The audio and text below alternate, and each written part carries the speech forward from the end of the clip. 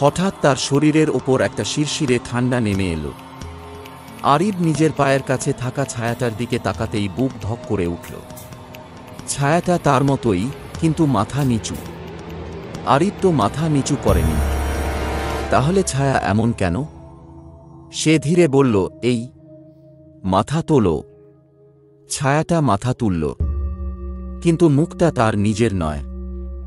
মুখটা ছিঁড়ে গেছে, চোখ দুটো গভীর গর্তের মতো, আর কপালের মাঝখান দিয়ে শুকনো তালপাতার মতো একটা হাড় বের হয়ে আছে।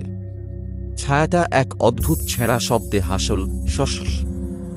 তারপর ফিসফিস করে বলল, তুই তো বলেছিলি ফিরে আসবি, মনে আছে?